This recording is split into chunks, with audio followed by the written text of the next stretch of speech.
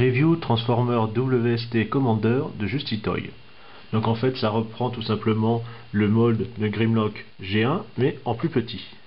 Donc déjà voici comment il est présenté dans sa boîte.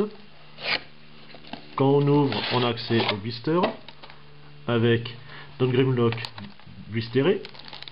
Alors moi normalement vous avez les armes ici, hein. Je les avais rangées directement là dedans dans un petit sachet pour pas tout perdre.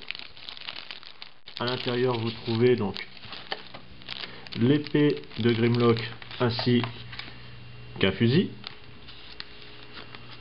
Vous avez, alors j'ai un peu toutes les cartes, hein, parce que j'ai aussi les autres WST Dinobot, celle-ci calendrier, et puis après celle de Snarl et puis de Grimlock.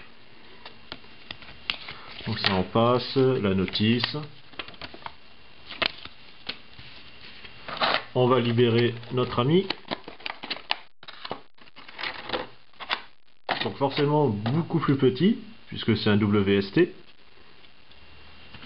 Mais on retrouve voilà, exactement l'esthétique du G1. Toujours les yeux bleus. Alors là ont été posés extrêmement bien les autocollants. Merci à Vampire. Vous avez niveau mouvement les pattes. Ici aussi la mâchoire. Hop, quand la tête se sauve pas. Et ça s'arrête ici. Bon, vous avez aussi un peu les griffes qui bougent. Lui ça va. C'est dû à la transformation. Donc pour la taille c'est vraiment très bien fait, beaucoup de détails. Le chrome est pas mal. Bon, après comme tout chrome, faire très attention pour pas qu'il éclate. Bon, quelques vis apparentes, hein. Mais vu la taille on va pas trop critiquer, c'est quand même très très bien fait. Donc voilà, vraiment une belle réalisation de ce côté là. Pour la partie transformation, on bascule ainsi, on ouvre en deux. Donc c'est exactement le copier-coller de la version G1, hein. Vous reculez les bras, les griffes, voilà.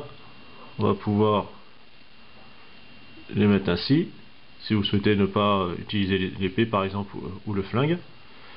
Au niveau de la queue, on sépare cette partie là, donc vous avez deux petits ergots pour aider à les attraper. Ainsi, on écarte, vous basculez, ce qui va libérer les jambes, et on les sépare.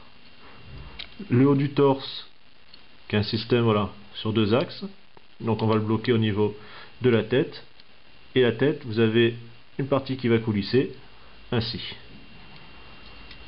Et là, on a notre Grimlock qui est paré au combat. Niveau amplitude de mouvement, on a l'épaule, les jambes, genoux et la tête que vous ne pouvez pas tourner puisqu'elle était sur une glissière. Là, c'est normal. Alors, à faire très attention, comme tout WST, c'est très très fragile. On sent, voilà, que bon, ça c'est pas grave, que faut pas trop forcer, mais c'est un peu normal vu la taille.